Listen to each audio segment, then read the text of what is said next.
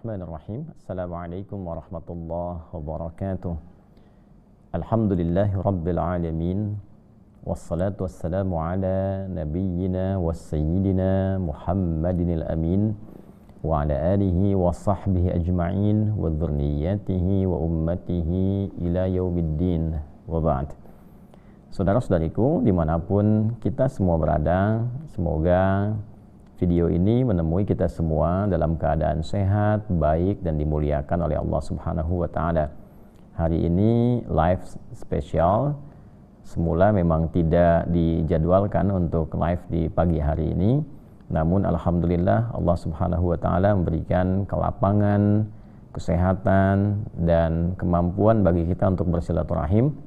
Semoga anugerah yang Allah berikan pada kita semua mampu kita terima dengan cara terbaik untuk meningkatkan ibadah kita kepada Allah Subhanahu wa Ta'ala, khususnya dalam meningkatkan takwa kepada Allah.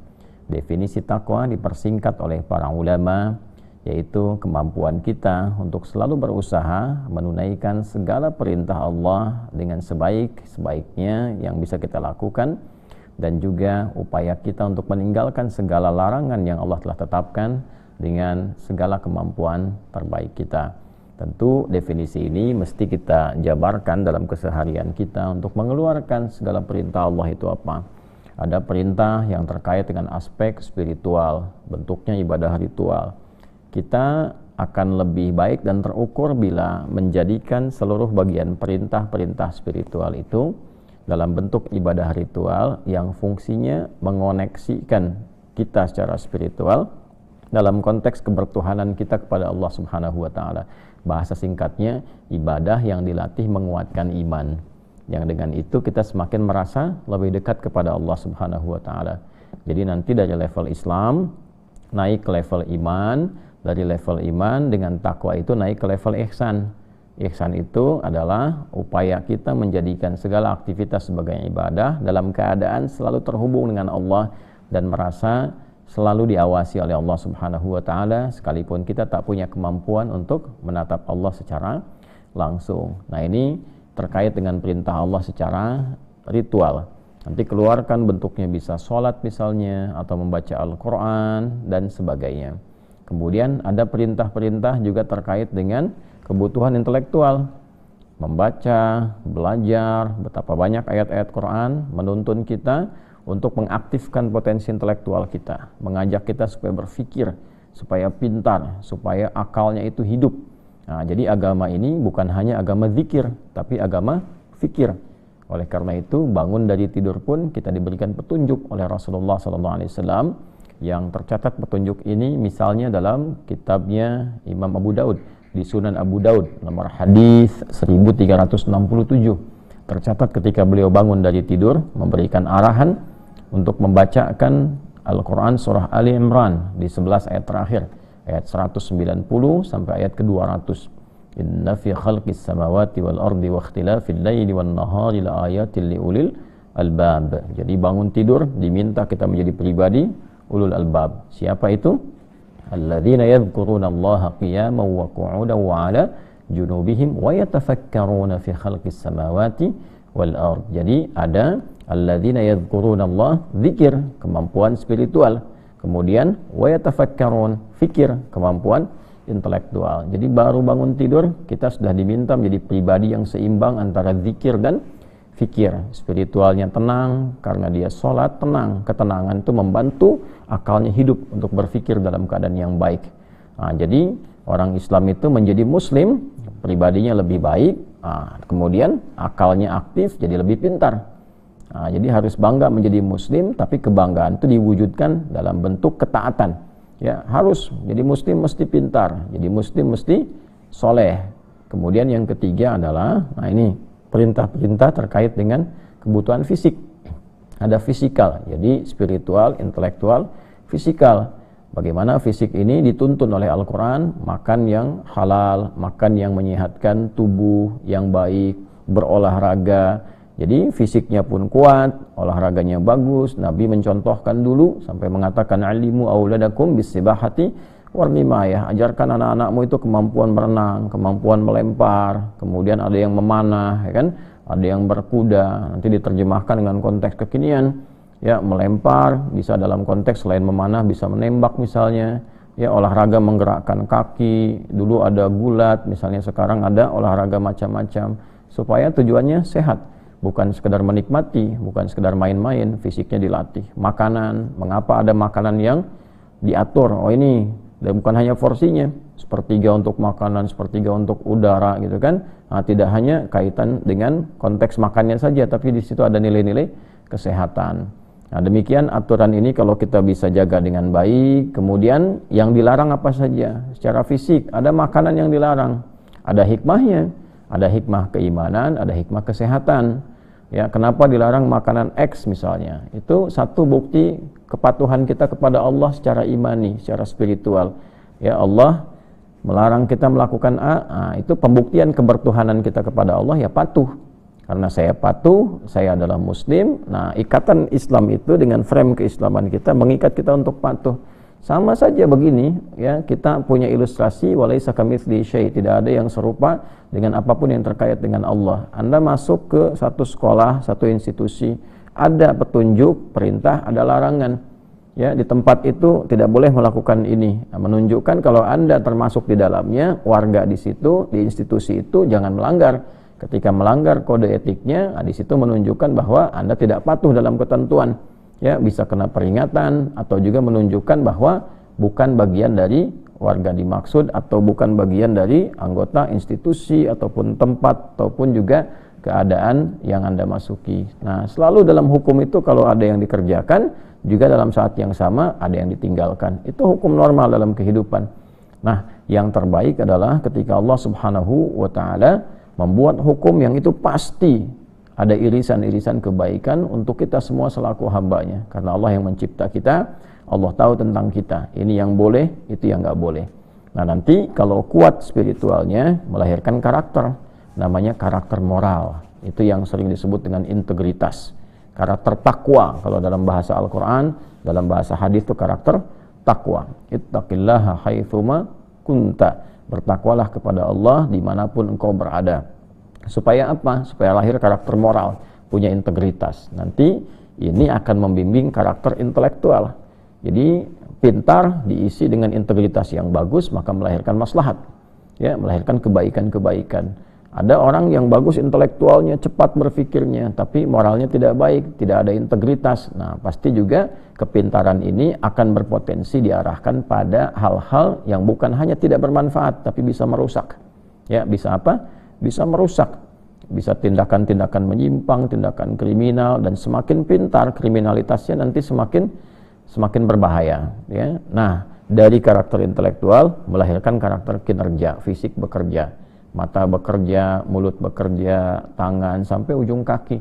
Jadi dibimbing oleh integritas, karakter moral, melahirkan rumusan-rumusan cepat dan istimewa, karakter intelektual, dieksekusi oleh fisik, karakter kinerja. Nah, itu baru bangun tidur, kita sudah dibimbing menjadi pribadi yang mampu mengintegrasikan tiga bagian itu secara baik dalam hidup. Singkatnya, tiga itu diperas menjadi satu kata, yaitu takwa. Nah, itulah sebabnya kenapa kalau kita gali kata takwa dalam Al-Quran, seringkali kita temukan di situ ada perintah, ada amal soleh, ada iman, ya, yang pada akhirnya membawa kita pada suasana yang lebih baik dalam tiga bagian secara utuh yang melekat pada diri kita. Nah, ini berlangsung setiap waktu. Nanti ada pelatihan-pelatihan di bulan-bulan tertentu dengan nama tertentu untuk melahirkan penguatan pada tiga bagian yang dimaksudkan. Bila di pertemuan lalu kita telah berupaya mengelaborasi, mendalami tentang pengertian, kedalaman, hikmah bulan Al-Muharram. Nah, saat ini memasuki bulan Safar, kita akan coba secara singkat dan padat juga menggali apa yang terjadi di bulan Safar ini, hikmah apa yang bisa kita dapatkan, keistimewaannya apa, pedoman kehidupannya seperti apa. Nah, teman-teman sekalian, penamaan bulan di dalam kalender Islam, nama-nama itu sesungguhnya sudah ada sebelum era Nabi Muhammad SAW. Biasanya orang-orang Arab itu memberikan nama pada satu perjalanan kehidupan di lingkup kehidupan sosial masyarakat Arab dengan kejadian-kejadian yang berlangsung di masa itu, baik terkait dengan nama bulan pun demikian dengan tahun. Ya, misalnya di tahun itu terjadi serangan dari pasukan Abrahah yang datang dengan satu hasrat yang tinggi untuk melakukan tindakan kriminal besar, ya, ingin menghancurkan Ka'bah dengan pasukan bergajah yang kemudian kita ketahui secara viral dihancurkan oleh Allah Subhanahu wa taala dengan pasukan burung-burung ababil, gitu kan, yang dikirim langsung oleh Allah Subhanahu wa taala. Maka tahun peristiwa itu disebut dengan tahun gajah, yang dalam bertepatan di peristiwa itu selang beberapa saat lahirlah Rasulullah SAW, sehingga seringkali disebut kelahiran Nabi disebut dengan tahun gajah untuk menunjukkan ada peristiwa yang terjadi di masa itu.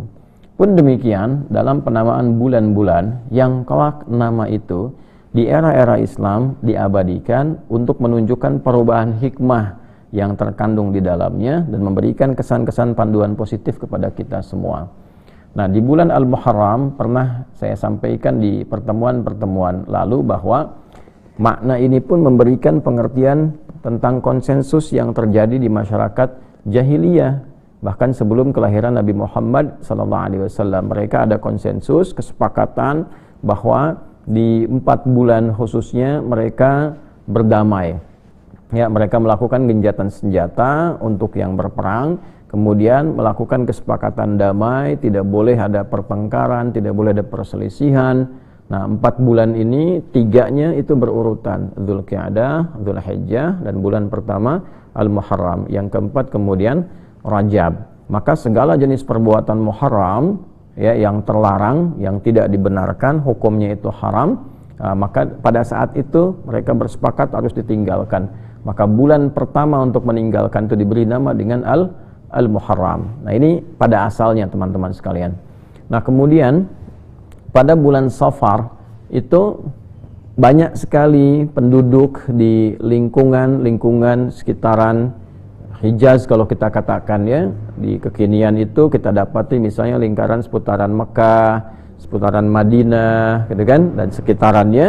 Nah, itu banyak penduduk-penduduk yang mulai keluar untuk mulai merantau, mulai keluar. Nanti menjadi risalah biasanya digunakan untuk keluar untuk mengalami aktivitas-aktivitas tertentu. Nah, maka dengan kondisi seperti itu, penduduk yang tadinya itu padat, penduduk yang tadinya itu banyak berinteraksi di dalam wilayah, kalau kita dalam negeri, karena banyak mulai keluar, maka terlihat sedikit-sedikit mulai kosong daerahnya. Jangan dibayangkan seperti kita, ya, RT, RW, kecamatan misalnya, atau sebelumnya kelurahan yang banyak orangnya. Nah, ini kan komunitasnya tinggal suku A, suku B, jadi kalau pergi beberapa terasa mulai kosong. Nah, dalam bahasa Arab, kosong itu namanya sifar. Ya, sifar, sad, fa, kemudian ra. Maka bulan orang yang mulai beraktivitas, mulai keluar itu dinamakan dengan Safar untuk menunjukkan banyaknya orang keluar untuk merantau, sehingga seakan-akan daerahnya itu kosong dari penduduk, ya. Ini diilustrasikan menunjukkan satu keadaan sebagian mewakili keseluruhannya, atau sinekdok pas prototo, dia menunjukkan seakan-akan kosong, gitu, ya, padahal masih ada beberapa bagiannya. Nah, ini di era-era jahiliyah. Dan ada juga isu-isu yang berkembang pada masa itu yang terkait dengan Safar, bahwa ini orang-orang pergi, kemudian juga mereka punya mitos-mitos di bulan Safar itu yang nanti kita akan lacak di dalam perjalanan sejarah, yang informasinya ini keunggulan di dalam Islam itu divalidasi oleh para cendekiawan kita, para cendekiawan yang punya keimanan kuat, yang punya kemampuan berpikir yang sangat dalam, fisiknya juga prima. Ya, mereka disebut dengan ulama namanya, disebut dengan ulama. Maka mereka meneliti informasi ini dari siapa. Syaratnya ketat sekali untuk meneliti ini. Ya, dari siapa, yang menerima siapa, sampai divalidasi. Ya, dicek kebenarannya apakah betul tersambung kepada Nabi SAW ataukah tidak. Ya, kemudian akurasi ketersambungannya bagaimana tuh, sehingga dipastikan ini betul-betul Nabi yang menyampaikan. Siapa saksinya, berapa banyak, riwayatnya siapa saja. Bukan hanya itu, orang yang menyaksikan ini benar-benar terpercaya tidak, punya masalah tidak, punya problem diingatan tidak, ya, sehingga nanti ada ketersambungan referensi ini, yaitu ittisalus sanad, kemudian bukan hanya tersambung, tapi orangnya tidak bermasalah, ingatannya bagus. Mattasala isnaduhu binaqlil adli ad-dhabiti anil adli ad-dhabiti min ghairi syuzudzin wala illatin qadihah. Itu definisi ketersambungan informasi dari Nabi yang dipastikan benar dengan pola-pola tadi, 5 syaratnya. Itu yang kelak kemudian dikenal dengan hadis sahih. Nah, itu kita sangat bersyukur bahwa itu semua hadir di dalam Islam untuk menjaga keutuhan, kebenaran dan orisinalitas ajaran ini dipastikan bersumber dari Nabi Muhammad SAW. Teman-teman non Muslim silahkan boleh belajar, ya, cek tentang Islam misalnya. Ada nggak agama yang disandarkan kepada Rasulnya eksis, tempat lahirnya diketahui, sejarahnya ada, tempat meninggalnya pun ada, kuburannya ada sampai dengan sekarang, sahabat-sahabatnya tercatat dalam sejarah, wujud asli, nyata, dan semua ajarannya sampai terhubung sampai ke kita, dan itu bisa dilacak dengan urutan informasi. Setiap orang yang menyampaikan di zamannya itu profilnya ada, lengkap, bahkan dikodifikasikan, dibukukan. Nah, ini dalam Islam seperti itu untuk menjaga kemurnian, sehingga tidak ada orang yang tiba-tiba kemudian memberikan pedoman agama, tiba-tiba memberikan fatwa tertentu dari pemikirannya sendiri. Nah, itu di Islam terjaga pada nilai-nilai demikian. Nah, di bulan Safar ini teman-teman sekalian, kita akan lacak nanti kebiasaan-kebiasaan di masa jahiliyah yang itu terus berlangsung sampai era kehidupan Nabi sallallahu alaihi wasallam. Dari mulai lahir, Nabi kemudian melakukan risalah perbaikan, menyampaikan risalah rabbaniyah, petunjuk-petunjuk wahyu dari Allah Subhanahu wa taala, yang kemudian perjalanan itu menjadikan semua peristiwa ini terangkum seluruh wahyunya. Kemudian bahkan selain disampaikan di keunggulan kembali dalam Islam dalam bentuk riwayat yang, nah ini tolong dicatat baik-baik ya, riwayat yang dibacakan dari hafalan. Nah ini kemudian dikuatkan kelak dalam bentuk tulisan.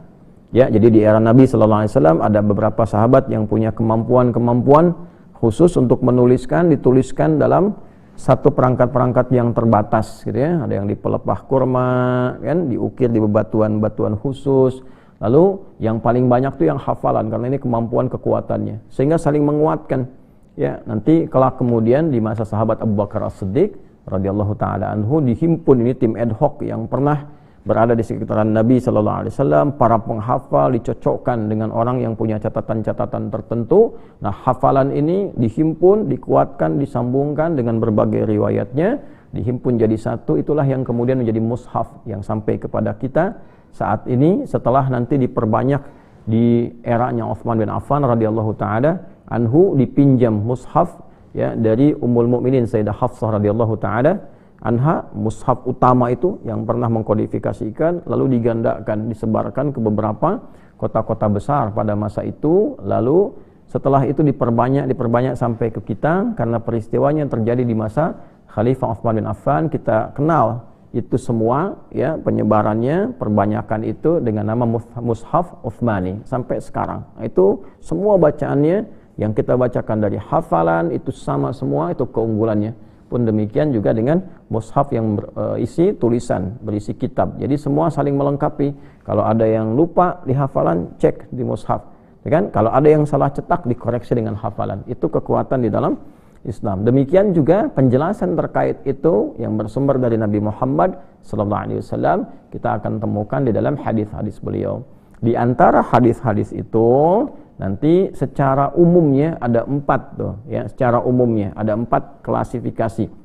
Klasifikasi pertama berisi topik-topik umum kehidupan ya, baik terkait dengan topik spiritual, topik intelektual, topik fisikal, dan topik-topik sosial kehidupan. Nah, itu namanya kitab jami', kitab jami'. Nah, seperti Sahih Al-Bukhari, Sahih Muslim, nah, itu ya.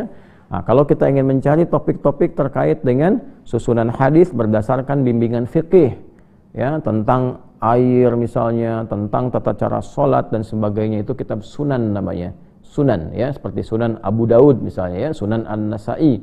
Kalau kita ingin mencari hadis-hadis berdasarkan koleksi dari periwayatnya, ini biografinya siapa nih? Oh, ini misalnya sahabat Abu Bakar berapa hadis diriwayatkan, sahabat Umar bin Khattab berapa hadis ya, dari laki-laki, yang perempuan Sayyidah Aisyah radhiyallahu taala anha berapa hadis, sampai ke sahabat yang remaja misalnya kan, sampai ke anak-anak.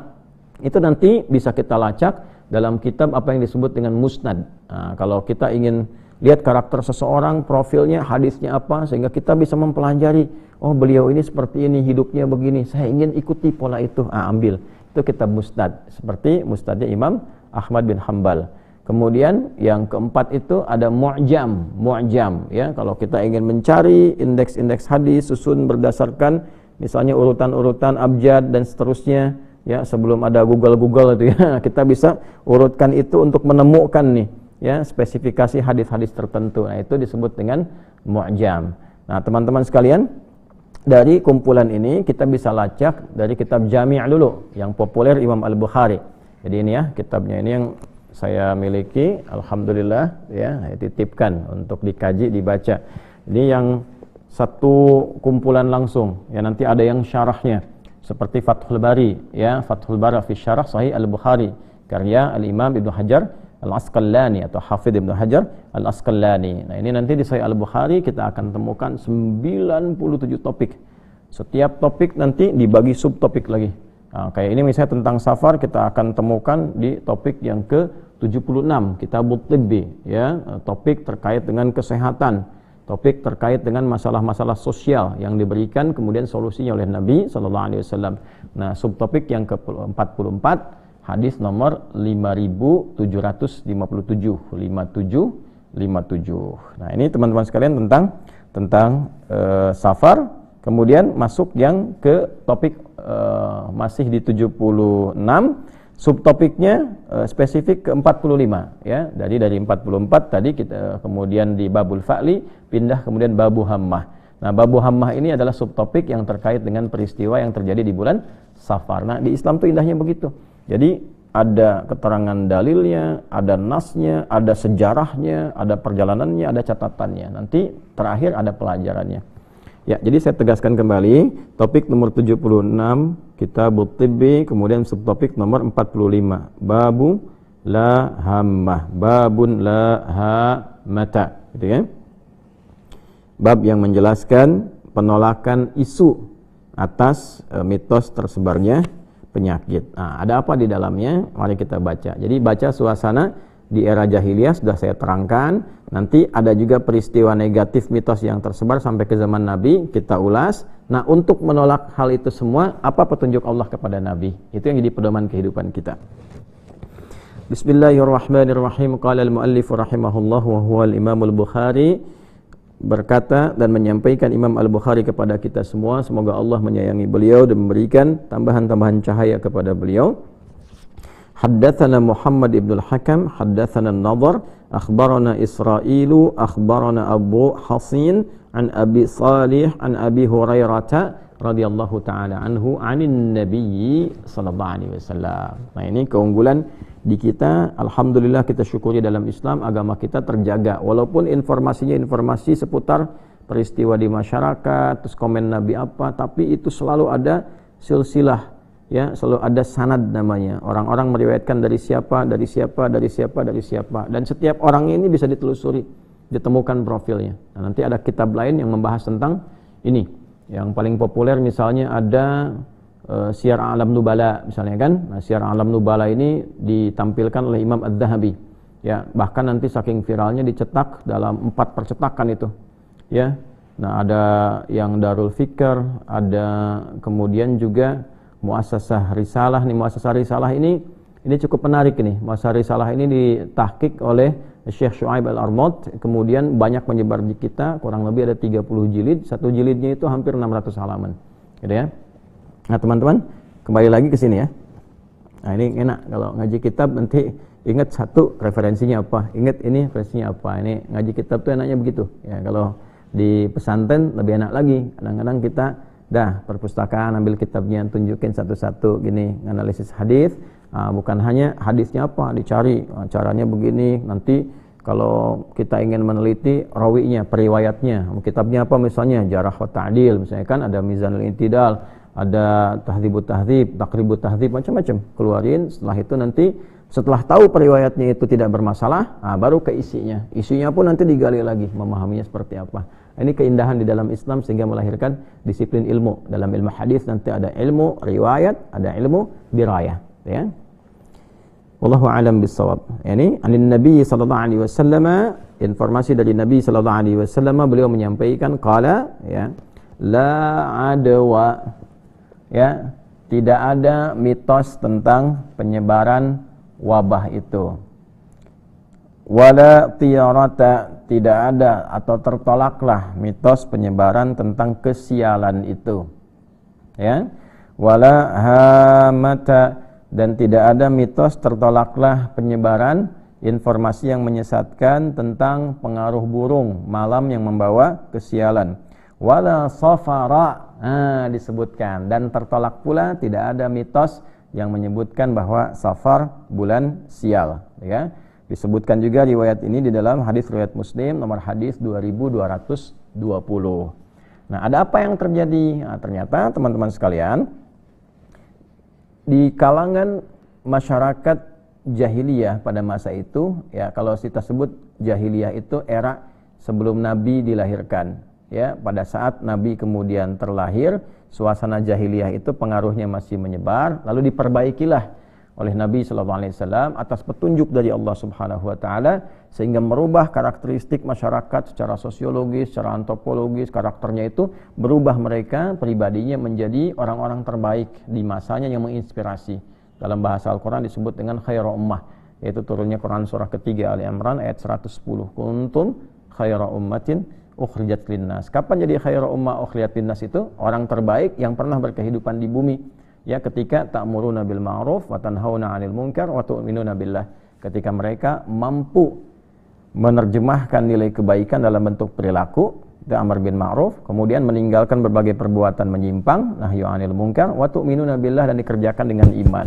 Nah, ini maka menjadi yang terbaik. Jadi kalau kita ingin jadi sekarang orang terbaik di masanya, harus mampu berintegritas, mengerjakan segala kebaikan. Jadi dalam kehidupan profesi apapun berusaha menampilkan integritas jadi yang terbaik, ya, terjemahkan, bekerja yang terbaik, bekerja dengan, ya, segala bentuk dedikasi pengabdian yang maksimal dengan nilai kebaikan, tapi juga mencegah penyimpangan. Jadi apapun, saya jadi ustadz misalnya kan, jadi kiai, ya, menampilkan yang terbaik, ngajar, berusaha yang baik, yang ikhlas, menghindarkan diri dari sesuatu yang tidak Allah sukai, larangan-larangan, misalnya ria, cari popularitas, mencari materi duniawi misalnya kan, menampilkan upaya keunggulan-keunggulan sehingga menjadikan orang-orang itu hanya terpusat pada kita. Itu sesuatu yang tidak baik. Nah, demikian pula mungkin ada yang di birokrasi, ada yang di diplomasi, ada yang menjadi tentara, polisi, jaksa, hakim, menteri, sampai ke level presiden dan seterusnya, ya. Maka sepanjang ini dia, sepanjang menjadi seorang muslim, ingin jadi baik, bangsanya ingin baik, negaranya jadi baik, maka semuanya, pejabat dengan rakyatnya itu harus menampilkan integritas, berusaha menampilkan yang terbaik dan mencegah dari penyimpangan. Dan poinnya, lakukan itu karena Allah, ya, karena iman. Nah, ini supaya tidak pamrih. Kalau karena proyek, nanti proyek nggak ada, nggak baik lagi, ya kan? Kalau ada proyek jadi semangat, nggak ada jadi nggak baik lagi. Kalau karena materi demikian, kalau karena kedudukan, ketika akan mengejar kedudukan semangat semua, ya. Kemarin kan taruna-taruna tuh, ya, begitu pengen lulus semangat, fisiknya, kesehatannya, intelektualitasnya. Begitu setelah lulus, hilang lagi semangat yang awal, karena yang dikejar cuma kelulusan, bukan dedikasi, bukan pengabdian, ya. Sekitar 2000 perwira yang dilantik kemarin tuh, ya, baik TNI ataupun Polri. Coba ketika selesai dilantik itu, ya, kemudian jadi perwira pertama tuh, ya, yang TNI jadi letda, yang polisi jadi ibda, gitu kan? Jadi ketika jadi letnan 2, inspektur 2, gitu kan, inspektur polisi 2. Nah, itu sebelum naik lanjutan ke atasnya, coba untuk mendapat itu kan ada disiplin, ada kekuatan intelektual, ada pengorbanan. Nah, itu kan latihan untuk dipakai setelah itu. Apakah setelah lulus digunakan lagi atau tidak? Nah, ini problem. Kalau semua kemampuan dikeluarkan hanya untuk mengejar duniawi, ketika duniawi itu merasa sudah dapat, hilang kemampuan itu. Maka bagaimana caranya? Lakukan karena Allah, karena iman kita, karena kita punya sifat bertuhan. Maka nggak ada pamrih, karena hubungan kita terkoneksi dengan Tuhan. Maka pengabdian dalam konteks kehidupan bernegara pun akan maksimal, pengabdian ke masyarakat akan baik, rakyat juga demikian adanya, hindarkan dari keburukan, ya. Maka yang tidak baik akan terhindar dengan sendirinya. Nah, itu kalau diperas itu menjadi bagian dari sifat takwa. Nah, maka isu-isu yang tidak baik dengan demikian akan hilang. Ya, dengan demikian akan hilang, tereliminasi dengan sendirinya. Nah, di zaman-zaman itu sampai ke kehidupan Nabi, nah itu ada warisan turunan ya dari mitos-mitos jahiliyah sampai ke era Nabi sallallahu alaihi wasallam. Apa di antaranya? Nah, di antaranya itu pada bulan Safar itu ada kesialan. Ini bulan tersebarnya wabah, tersebarnya penyakit gitu ya. Nah, karena qadar Allah pas di waktu itu ada yang sakit kemudian menyebar seakan-akan ini bulan sial. Ya, Safar itu, gitu kan? Nah, kemudian juga, nah ada yang kedua wala tiarah. Tiarah itu teman-teman dipahami kalau tadi wabah. Nah ini yang tiarah disebutkan kesialan, gitu kan? Kesialan. Jadi dimaksud di sini kayak ini kan seakar dengan kata ta'irah gitu ya. Ta'ir itu artinya burung. Jadi dulu ada mitos kalau ada burung terbang malam-malam, ya hinggap di satu tempat. Ya, nah maka di burung itu membawa arwah orang meninggal yang belum tenang. Nah, maka caranya supaya burung itu pergi, arwahnya ikut pergi, maka harus diratapi. Makanya pada meratap. Kadang-kadang yang lucu itu gini, disewa ya. Jadi ada komunitas itu khusus untuk meratap. Ya, kalau sekarang ada rojali, ada rohana, jadi fenomena itu ya. Dulu ada rokutab, rombongan khusus untuk meratap ya. Rokutab, rombongan khusus untuk meratap, dan itu mereka di hire itu bisa dibayar khusus untuk nangis aja, nangisin khusus tuh kan. Nah itu digambarkan kalau dengan menangis itu memberi minum kepada arwah itu gitu kan, sehingga burung-burung pergi. Itu mitos ya, mitos tuh rokutab, rombongan khusus untuk meratap gitu kan. Nah jadi fenomena-fenomena itu menyebar ya. Kemudian wala hamata juga masuk dalam bab kesialan gitu kan. Nah, ini bulan sial nih, wala safara, puncaknya Safar. Jadi mereka karena peristiwa ini dulu ya terjadinya di bulan Safar itu sampai ada seorang Arab Baduy datang ke Nabi untuk mengklarifikasi dengan kesederhanaan dan kepolosan orang Baduy ini. Baduy yang dimaksud ini orang-orang padang pasir ya di wilayah Arab, itu disebutnya Badawi. Badawi itu dari kata Badiah asalnya. Badiah itu tempat yang terjauh yang tidak bisa mengakses kemajuan-kemajuan yang dirasakan di masyarakat yang eksis, yang maju. Ya, lawannya itu hadari. Hadari itu yang eksis, yang hadir, yang ada pembangunan gitu kan, yang ada tingkat sosial interaksi yang tinggi. Nah, itu sehingga melahirkan hadarah. Hadarah itu disebut dengan peradaban. Muncul peradaban karena adanya banyak interaksi. Lawannya itu badiah, daerah yang terluar ya, terluar. Karena terluar ini interaksinya jarang sehingga punya satu komunitas tersendiri dengan gaya tersendiri. Nah, itu orangnya disebut dengan Badawi. Badawi diserap ke bahasa kita menjadi Baduy gitu kan. Nah, itu asalnya yang dimaksud di Arab itu adalah orang-orang padang pasir yang hidupnya sederhana. Datang kepada Nabi, sehingga di terusan riwayat yang lain nanti, di hadis yang lain kalau kita lihat nanti ada turunan riwayat qala al-Arabiyyu, seorang Arab dari padang pasir, dari Baduy sampai bertanya kepada Nabi, "Ya Rasulullah, ini hewan ternak saya ini sakit nih, terus menyebar penyakitnya gitu kan di bulan Safar ini." Jadi dipahami kalau Safar ini ada kondisi-kondisi tersebarnya penyakit. Jadi penyakit menular, wabah menular, kesialan juga datang gitu kan, burung-burung pembawa arwah juga datang. Jadi bulan apa?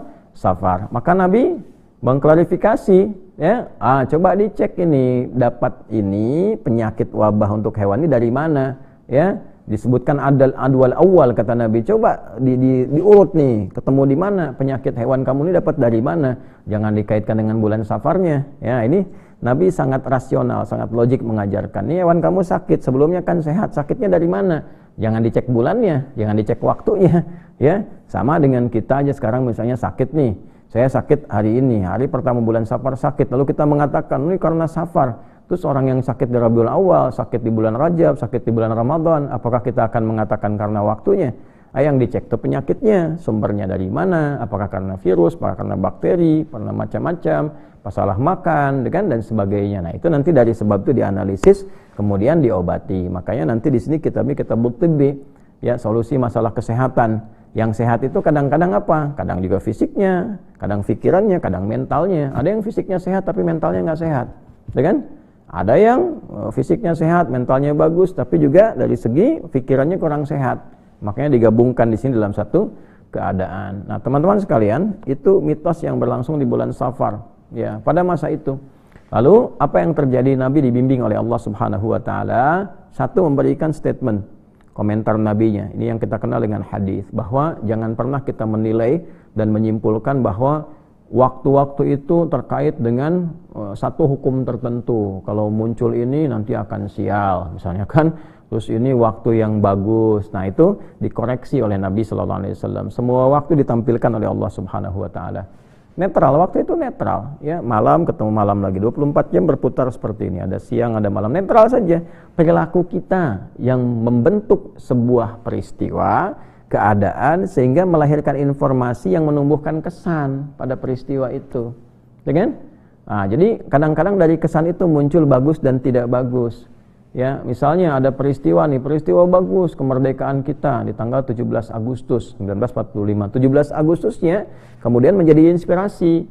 Hari kemerdekaan, semua bergembira, ingat lagi perjuangan. Ini bagus nih waktu kita berjuang, ya. 17 Agustusnya sebagai tanggal, sebagai waktu dia netral. Cuma ketika ada perjuangan di situ, ada kemerdekaan, ada pengorbanan, ya, ada berbagai bentuk keteladanan, diambil itu sebagai inspirasi. Ya, di sisi lain misalnya ada peristiwa terjadi yang tidak baik, misalnya di tanggal yang lain, ya tanggal tertentu ada peristiwa yang tidak bagus, ya diambil tahunnya misalnya untuk menunjukkan peristiwa yang terjadi itu. Seperti tahun kelahiran Nabi disebutnya tahun gajah kan? Untuk apa? Untuk menunjukkan ada peristiwa yang tidak elok, yang tidak layak untuk ditiru. Ya, ada orang dengan segala keserakahannya, ya serakah nomik gitu ya, serakah ingin menguasai berbagai hal itu. Pada masa itu namanya Abraha. Ingin menghancurkan Ka'bah, dia bawa pasukan, ya pakai dulu alat transportasi terkuat berupa gajah, ingin menghancurkan. Lalu oleh Allah tuh diberikan lawan yang terkecil, ya, yaitu burung ababil, burung-burung kecil bawa batuan-batuan, ya, yang disebutkan oleh para ulama diambil dari neraka, kemudian itu diturunkan, dijatuhkan. Ya, jadi yang besar dikalahkan oleh yang kecil hanya karena kuasa Allah kan, untuk menunjukkan ya Allah kuasa. Ya, penjaga itu semua. Nah, maka disebutkan tahun gajah untuk menunjukkan bukan tahunnya yang salah, ya, tapi perilakunya yang keliru. Jangan sampai ada perilaku seperti ini terjadi di masa depan, ya, karena keserakahan ingin mendapatkan segala hal ditempuh dengan cara yang salah. Biasanya itu akan hancur dengan hal-hal yang kecil. Ya, dulu kan Namrud juga sama, betapa jahatnya, betapa luar biasanya, tapi dikalahkannya oleh apa? Allah cuma kirimkan satu nyamuk kan, itu pun nyamuknya nyamuk yang terlihat cacat secara medis, satu sayapnya itu putus gitu kan, masuk ke telinga, nah, kemudian selesai, matinya kan pakai nyamuk aja, kirimkan, ya, mengaku Tuhan mati sama nyamuk untuk jadi legasi ke depan. Nah, Tuhan matinya sama nyamuk, nyamuknya nyamuk cacat gitu kan. Nah, ini untuk memberikan satu gambaran gitu ya. Nah, sama Firaun pun begitu, ketika Firaun jumawanya luar biasa kan tenggelam, ditenggelamkan, selesai, ngejar, tenggelam, sehingga nanti jadi kesan ke depan, itu ada Tuhan kok tenggelam gitu kan. Nah, jadi Allah itu kalau ada peristiwa-peristiwa yang ditampilkan dengan besar, ya, dengan nilai kemanusiaan yang menghadirkan nafsu yang luar biasa, biasanya diselesaikan dengan hal-hal kecil untuk menunjukkan bahwa kekuatan nafsu itu rendah di hadapan Allah. Nah, ini balik terkait dengan safar, teman-teman sekalian. Nah, jadi Nabi memberikan komentar supaya umat Islam itu berpikir rasional. Ada kewarasan berpikir, ada kesehatan berpikir, bahwa ayo, yang bagus itu susun agenda, semua waktu itu netral, susun agenda yang baik. Nah, nanti dipandu oleh Allah, dibagi misalnya per 4 bulan, ada bulan koreksi 4 bulan tadi kan, kalau kita bagi itu nanti ada bulan kontemplasi untuk merenung, untuk mengoreksi diri, ada bulan menyiapkan agenda, ada bulan mengeksekusi kegiatan, ya, nanti setelah itu dievaluasi lagi. Nah, demikian adanya, makanya kenapa ada Ramadan, kan khusus untuk penguatan diri lagi, latihan meningkatkan amal, setelah itu dipraktekkan meningkat di bulan Syawal, kan? Demikian adanya sampai persiapan haji, membangun rencana-rencana besar sebagai bagian proyek dunia dan akhirat. Makanya doanya Rabbana atina fid dunya hasanah wa fil akhirati hasanah. Itu kan doa umum dalam rangkaian haji itu.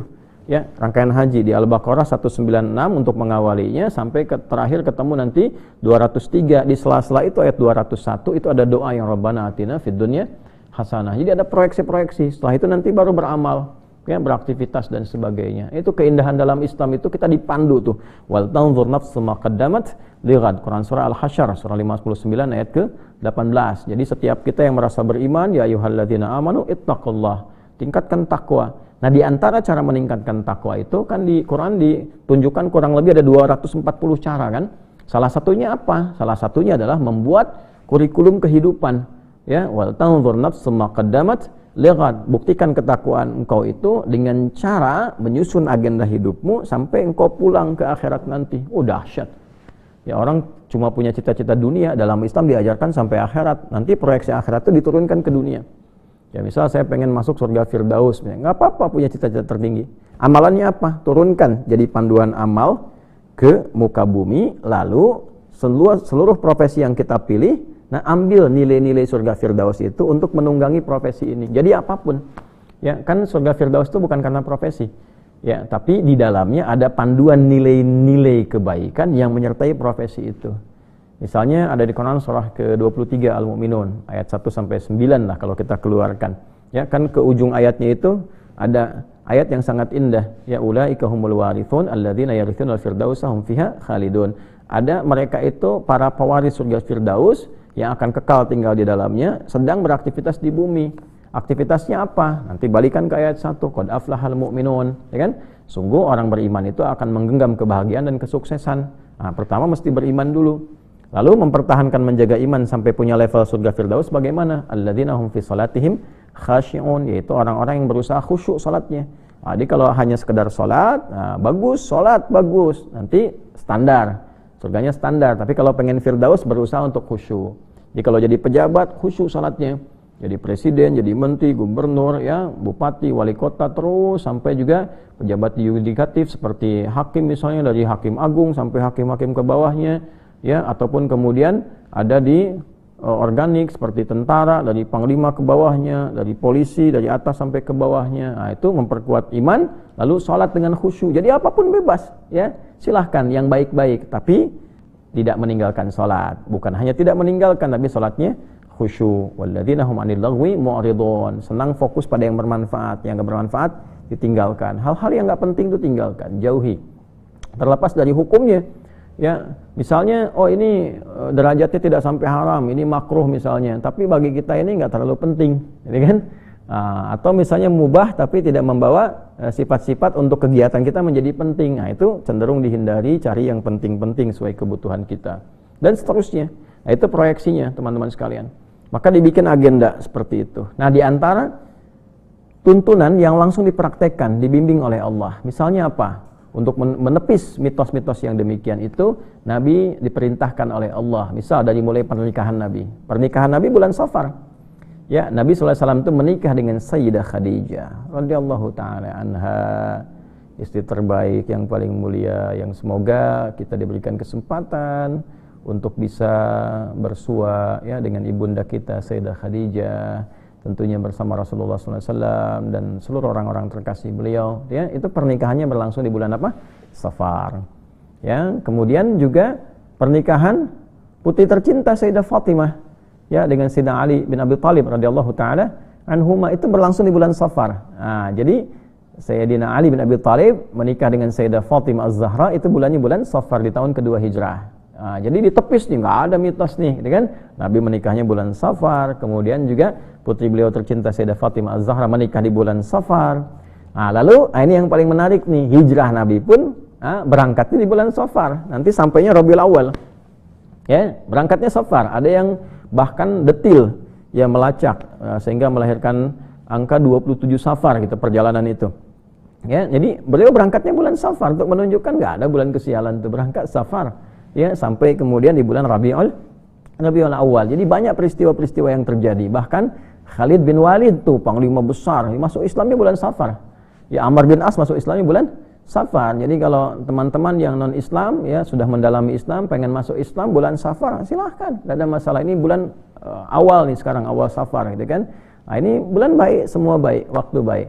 Jadi pernikahan Nabi, kemudian juga perjalanan hijrahnya Nabi, terus penaklukan Khaybar. Ya, Khaybar itu kan dulu ada Yahudi-Yahudi pongah tuh pada masa itu, ya, yang memonopoli segala aspek sampai nyusun kekuatan militer, milisi, terus menganiaya, bikin benteng dan sebagainya, memonopoli pasar, ya, terus pasar dibikin semaunya, kapan dinaikin dia naikin, kapan rendahin dia rendahin, kemudian mengadu domba masyarakat sekitaran sehingga Aus dengan Khazraj itu selalu bertengkar, yang tadinya akur, ya, satu bapak ke atasnya, satu hubungan tiba-tiba dipecah gitu, ya.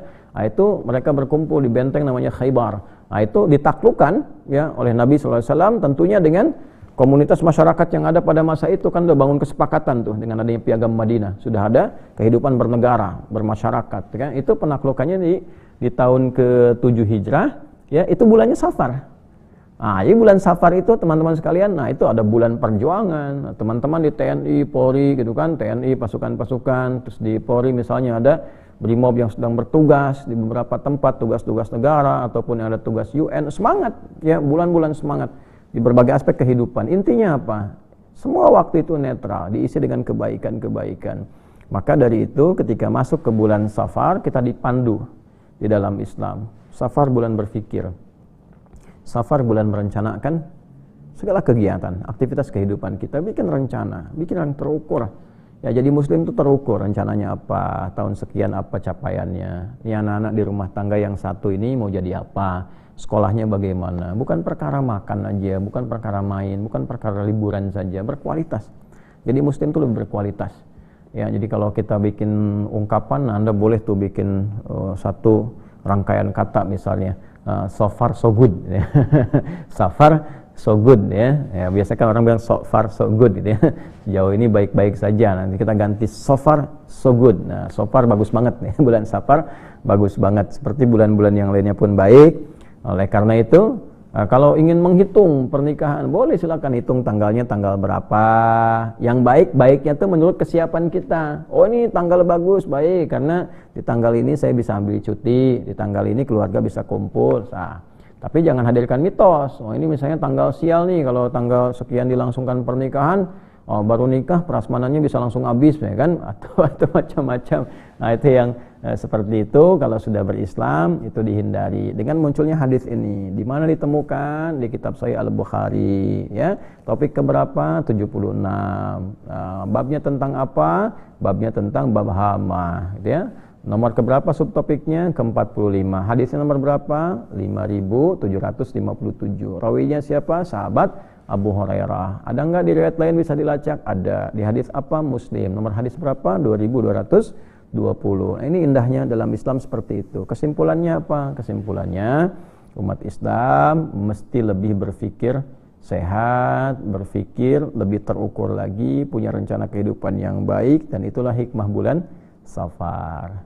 Nah, ini alhamdulillah, jadi seluruh nama, keterkaitan hidup itu semua punya kesan, punya makna, punya ikatan yang bisa membawa kita pada suasana yang lebih baik. Tinggal kembali kepada kita, keinginan kita yang paling utama untuk mengamalkan itu dan memberikan keyakinan penuh untuk selalu meyakini kebenaran Islam, mempraktikkan dalam kehidupan dengan menampilkan kebaikan-kebaikan. Teman-teman, itu yang bisa dibagi kesempatan subuh ini menjelang pagi waktu Indonesia bagian barat, langsung dari Mira. Semoga Allah ridhai. Mohon maaf bila ditemukan tentunya kekurangan-kekurangan dalam penyampaian atau kesilapan informasi, bisa diluruskan, dan silahkan dari kebaikan-kebaikan bisa kita dapatkan, kita pedomani untuk mendapatkan ridha Allah Subhanahu wa ta'ala.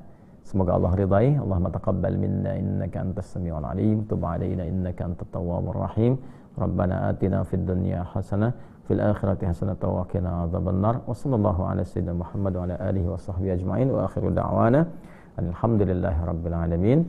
Sebelum saya tutup, saya ingatkan lagi, jangan lupa saudara-saudari kita di Gaza, di Palestina, didoakan ya semampu kita yang terbaik. Kemudian kalau bisa memungkinkan itu kondisi-kondisinya teman-teman bawa ya, di capture, di upload tuh oleh kita ya, misalnya di Instagram, yang punya Instagram, status-status mereka, supaya dunia tersadarkan ya. Sekarang kalau cuma keluar bergerak-gerak dan sebagainya nggak peduli mereka ya, tapi dunianya kan sudah digital. Jadi kalau kita ambil gambarnya, kita publikasikan dan sebagainya, itu akan lebih efektif di samping doa-doa yang kita sampaikan. Tentu untuk semua di berbagai tempat. Semoga kondisi di Thailand dan juga Kamboja, tetangga ASEAN kita juga diredakan, terus membangun silaturahim yang baik. Selalu kita membuka cara pandang kita untuk berkasih sayang. Terima kasih. Subhanakallahumma rabbana wa bihamdika, asyhadu an la ilaha illa anta, astaghfiruka wa atubu ilaik. Alhamdulillahirabbil alamin. Assalamualaikum warahmatullahi wabarakatuh.